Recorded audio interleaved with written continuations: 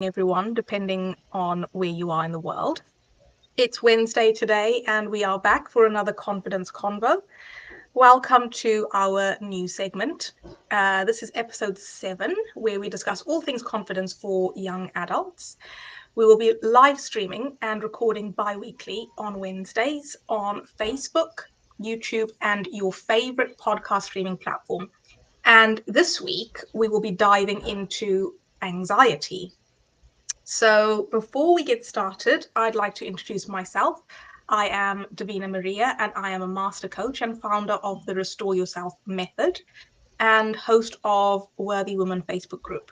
And I help women in their 30s reconnect with themselves and give up people pleasing, procrastination, and perfectionism. Over to you, Joanna.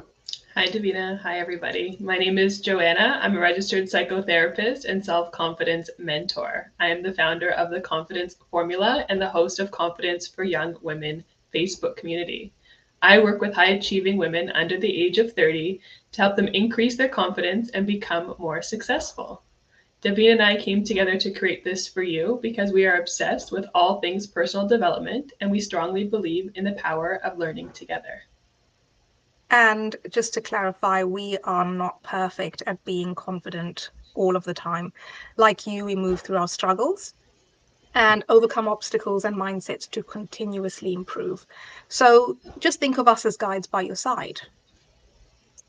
So, like I said earlier, we are talking about anxiety today, which is super exciting. And I thought that maybe we would start off with defining anxiety. I know that sometimes it's a bit of a buzzword and maybe a bit like last week, where we spoke about emotions and feelings. Sometimes anxiety gets kind of interchanged with other words and other emotions and feelings. So the way that I define anxiety with my clients is that I normally say that you would normally feel anxious when you're not in the present moment. And for a lot of my clients, the anxiety happens when they jump into the future and perhaps they start, imagining what might happen in certain situations. And so, yes, that's how I normally define it. The anxiety is sort of that feeling that you get in your body when you kind of jump into the future and you don't know what's going to happen, but you imagine what might happen. And normally it's sort of the negative things that you imagine might happen rather than the really positive things. So that's the way that I sort of talk about it. But I don't know, Joanna, if you have a different way of defining anxiety. Yeah, I think that's a really good definition of like what it is and how it feels in the body. We'll talk a little bit more about that. Just basically a definition of anxiety for me is anticipation of a future concern. So it's not something that's here right now. It's not something that we're doing in this moment. But it is something that we are anticipating might be a concern for our future. And so there's things like giving a presentation at work. We're not in the presentation in this moment, but we're anticipating what that might be like. And if it might not go well, maybe we're going to, faint or, sweat or whatever. Or, learning to drive. I know people feel anxious about learning to drive. So it's the anticipation of getting in the car. What could that lead to? Maybe, doing the wrong thing, an accident, like who knows. So I think it's the anticipation of the future concern. It's not here right now, but it is something that could happen in the future. And we think, or we believe, that we can think our way through anxiety, right? If I just think about every possible situation, everything that can go wrong, I can think and prepare and plan for all those events. But in reality, only one of them is actually going to happen. And It's usually not the one that you're most worried about. So there's this misconception about thinking our way through anxiety that is not probably the most effective way, because then you just end up in like a rumination or anxious spiral, because you're just thinking of all the different ways and what you do in case something happens, and then that thing doesn't end up happening, and there you go, waste all your time and energy on something that wasn't very helpful. For sure. And we've all been there, right? We've all been there, where we kind of jump ahead into the future, or shall I say a future, and imagine all the things that could potentially happen. And I like how you've used the word concern. Mm. And I feel like that sums it up very, very nicely, because it's, yeah, you're jumped into the future and it's something that you're potentially worried about, or potentially afraid of, or potentially concerned about. And yeah, I think that is, I love that definition so much. It's really, really good. And also, I know we were talking about this too. You know, like there's so many words that people um, use when they mean anxiety, or they say Yeah. anxiety when they mean something else. And so, where anxiety kind of differs from some of these words, such as fear or stress or Mhm. nervousness, is that it's not something that's happening right now. Again, if you Yeah. are in a presentation, you might feel nervous, but that's in the moment, right? If you're writing an exam, you might feel stressed, but that's in the moment. If you're crossing the street without the lights changing, you might feel fear, but that's again in the moment. Whereas Yeah. anxiety is this thing that's like, I'm anticipating a bad outcome or some situation for the future that I'm not okay with or I'm uncertain about. And so that's where anxiety comes in. And it's very different than fear, stress, nervousness, and all these other words we kind of use to mean the same Yeah. thing. Yeah, I like that as well, because I feel like when you kind of differentiate between something that's happening in the moment and something that's in a potential future, I think having that distinction is really key, because in the moment, even if you are afraid of something, you're kind of experiencing that emotion as it arises, and you're processing it in the kind of situation that you're in with the circumstances that you have, and it's actually real and it's happening. Mm-hmm. So you're kind of you're kind of experiencing it in real time.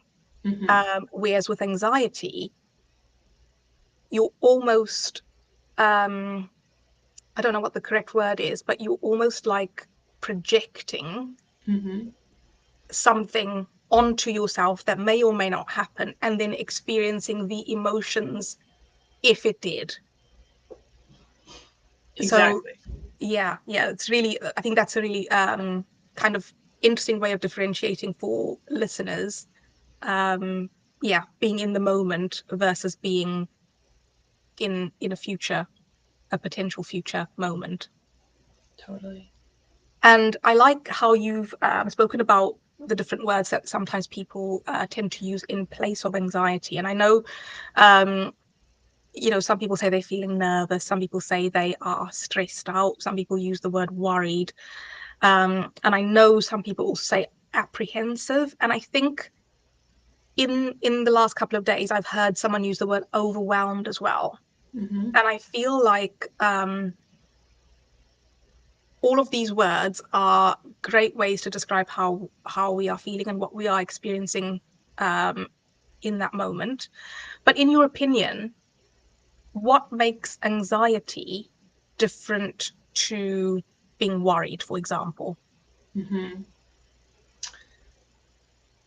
Anxiety. So, anxiety is the anticipation for future concern. And Mm-hmm. I think by definition, you can correct me if I'm wrong, worry is the feeling of anxiety, if I'm not mistaken. And so it's Ooh. kind of like what we were talking about last week with emotions and feelings. Worry is when you feel the anxiety, whereas anxiety is the anticipation for future concern. And I'm not Yeah, sure if that lands. that 100% lands, because I know last week we spoke about emotions being sort of a cause, or rather they are as a result of a cause. So something triggers you, you feel an emotion. And I think when you are anxious, you would feel worried potentially. So yeah, 100% that lands, 100%. Yeah. um I know that we spoke earlier on in the week, and we were talking about anxiety, and we had a conversation about it. And I remember us talking about when when you feel anxiety, you might sometimes also feel like you're in a rush, Mm-hmm. like like you have to do something, or you have to go somewhere, or you're kind of pressured to a degree. And the word that we used to describe it was like, you feel rushed. And when we were talking about that, um, I remember thinking that obviously when you feel stressed, for example, or when you feel overwhelmed, you don't necessarily feel like you are rushing. Mm-hmm. And I don't know if that can also be something that could differentiate between um, anxiety and worrying, for example. Totally, totally. One of my mentors uses the analogy. She's very energetic based. And she shared with me, and I hope I don't butcher it here, that your future self Mm-hmm. lives kind of ahead of you or in the future in some place. And with the universe as it's expanding, as we know in quantum physics, that future self keeps getting pushed further and further away. And so when you say rush, it's like this feeling of like your present self trying to catch up to your future self. And we feel like we're in a hurry to kind of get there. And so when you say Yeah. this feeling of rushing and how it's different than stress or worry or fear, which kind of helps keep us stuck or hold us back in some ways, the feeling of anxiety is one that we want to connect with our future self. We want to be somewhere in the future to kind of get that certainty of what's going to happen, Mm, because living with that uncertainty is so unpleasant that I just want to have it happen already. I just want to get there already and then I yeah. can deal with it.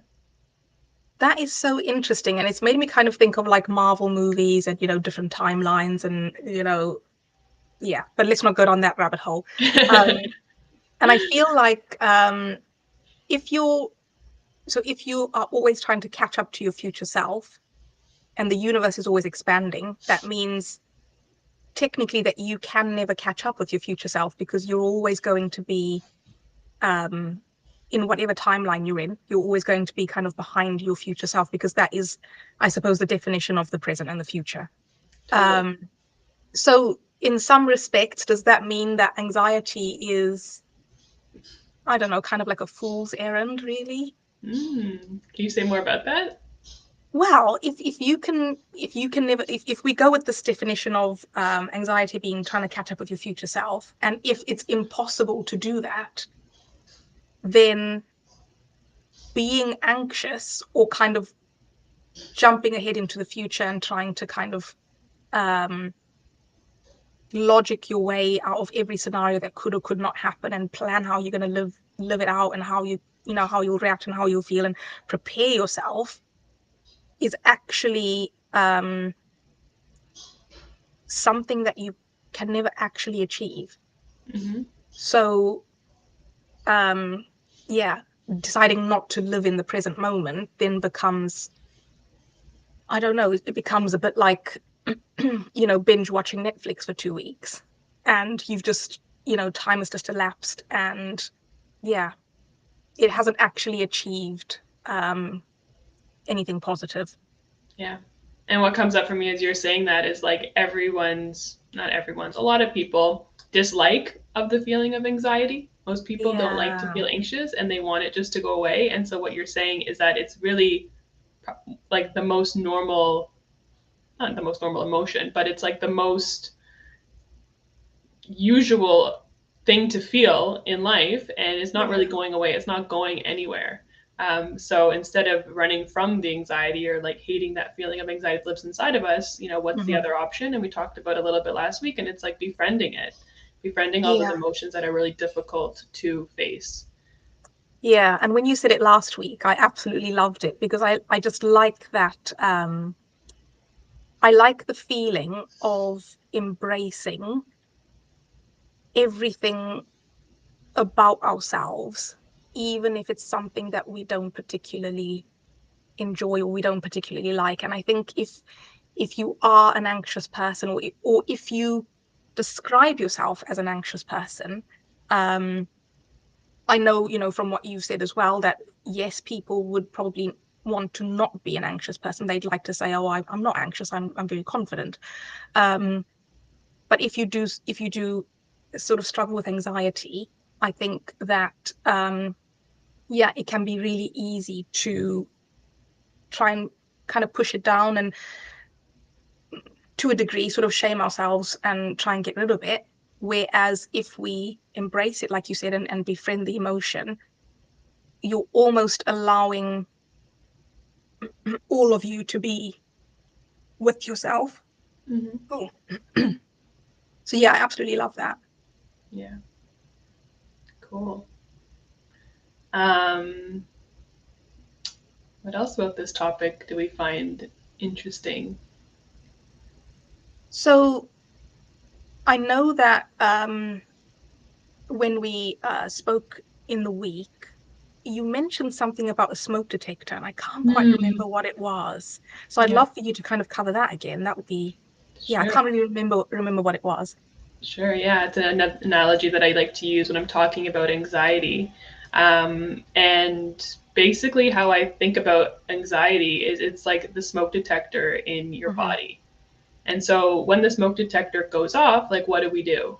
We go to the kitchen, we check for there if there's fire. Sometimes there's Yeah, smoke. We put out the smoke. We turn the smoke detector off. Right? That's a healthy relationship to anxiety. Kind of checking to see if we're in danger, checking to see if hmm, there's something to be concerned about, and then dealing with the situation at present. yeah, The problem with anxiety can be when that smoke detector goes off and it goes off too frequently, and there's not always a danger, there's not always a fire. We don't have that relationship with the smoke detector that we can just turn it off, right? So we yeah, really want to get good at, again, like you said, being in the present moment, paying attention to if that anxiety is present, kind of checking out the situation like, am I safe? Am I in danger? Is everything okay? And if I am okay, then can I turn that anxiety, that voice of panic or concern, can I turn it down yeah, a little bit? Right? And so that's the relationship we want to build with our anxiety instead of saying, oh my God, that smoke detector is never going to turn off. Why is it always on? Hating it for being part of your life. It's yeah, actually trying to protect you and it's trying to alert you in case there is a danger, and then you can attend to the situation. So yeah. changing kind of how you feel towards your anxiety can change your relationship with it.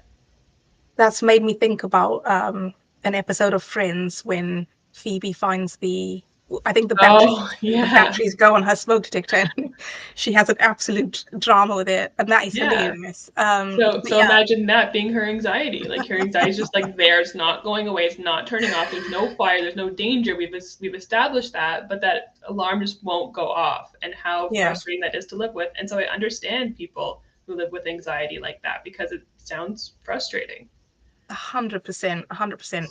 And I think last week we touched on kind of getting curious with your emotions and trying to understand where they're coming from in order to kind of get to know yourself a bit better. And I think, in your analogy that you've used with a smoke detector, I think that, you've mentioned how some people are like, just turn it off, I can't deal with the sound. And, perhaps another kind of angle would be to kind of get curious, as in, why is this alarm going off? Mm-hmm. Like, where am I? What am I doing? Who am I with? When did it start? Why is it going off? And has this happened before? Is this sort of like a regular occurrence? Like, do I always have this alarm going off when I, walk into work? Or do I always have this alarm going off when my boss decides that they would like to have a meeting with me? Yeah. Is it a When faulty does this alarm? happen? Exactly, exactly.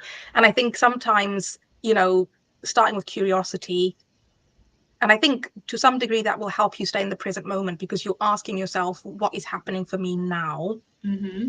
rather than, um, being in the future and thinking of what could happen. Mm-hmm. But yeah, I love that analogy. Well, I love analogies, but yeah, that one is really, really good. Yeah, yeah. And then also as you're saying that, I'm like, so how do you do that? Like, so how do you stay present with the anxiety or the Mm, emotion in the present moment? And so yeah. I know for myself, when I feel anxious, if I have an upcoming presentation or if I have something, in the future that's coming up that's making me feel anxious, turning Hmm. my attention inwards. And what does that look like? I mean, I Yeah. know for me, my anxiety feels like a tightness in my chest. Hmm. And so if I'm feeling anxious, if I have a moment before the presentation, for example, I'll take a second and just acknowledge, maybe eyes closed or maybe just turning my attention inwards and just acknowledge that anxious part of me and just let it know that like I'm there too. It's not there by Yeah. itself. The anxiety doesn't have to give the presentation. I can give the presentation. That anxiety can just like hang out and chill and even wait at home if it wants to. Doesn't even have to Mhm. come to the presentation if it doesn't want to. Yeah. And just kind of like connecting with that place, saying it's going to be okay, just kind of reassuring that part that, you know, the future hasn't happened yet. You know, nothing bad's going to happen. There's no fire to be alerted of. And Mm. just, you know, I got you. And I think when I do that, it allows that part to kind of calm down a little bit. And even Yeah. sometimes during a presentation, I'll feel it kind of like rise back up, and then I'll just kind of like do the same thing, like you're okay, you're gonna be okay, and just Yeah. kind of reassuring myself can be really helpful.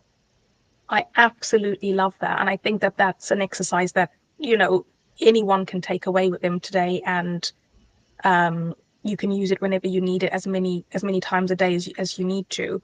Um, I also know that last week we spoke about emotions being sort of like a beach ball. And Mm-hmm. as you were talking through that, I was thinking, you know, when you're turning inward and you're choosing to be with your anxiety, you're technically kind of holding your beach ball and, you know, kind of just saying, it's okay. I'm with you. Exactly. You're with me. We don't need to, we don't need to be uncomfortable about it. I'm okay. I'm okay that you're here. And we're kind of going to walk through whatever we're doing together and see what happens. Everything's going to be fine. You're okay. I'm okay. It's all good. And I'm not trying to, you know, suppress you or push you away or, you know, kick you down the road. Um, I'm kind of just like, yeah, let's just be together. And I think that helps as well because then it's sort of like it's a part of you that maybe makes you feel slightly uncomfortable, but you're sort of further towards acknowledging that it is a part of you. Yeah. And I know we've spoken about this many, many times, but it's also extremely normal to feel anxious at times. And Yeah. yeah, it's normal to not want to feel anxious. Mm-hmm. And yeah, I think just accepting that you will, and then knowing, like, you know, how you've spoken through the exercise, knowing what you can do to kind of calm it down is super, super helpful. Totally. Totally. And just one more thing before we wrap up. Last week, 2 weeks ago, I mentioned that there was a Disney Pixar movie all about emotions that I highly recommend everyone watching. Yeah. Inside Out is the name of that movie. So if anyone's interested in learning about your emotions in a Interesting. cartoon Pixar kind of way, or what I'm actually thinking about or feeling when I'm checking in with my emotions, it's a really good depiction of that. So, Interesting. I love that. And I think that's really helpful as well to have sort of like a visual mm-hmm. representation, a bit like how I thought of Phoebe and Yeah. her smoke detector. That's hilarious. So yeah, I'll definitely catch that movie for sure. For sure. Thank you so much. Um, well, it's been another awesome episode, and it's been so great chatting with you about anxiety. And I think this is a super important topic. As always, we will be back in 2 weeks' time. And for more information on who we are and what we do and our love of all things confidence and self development, you can find or follow us from our social media information posted below in the comments. And if you've liked what you've heard, feel free to like, share, or subscribe. And we will see you in 2 weeks. See you soon.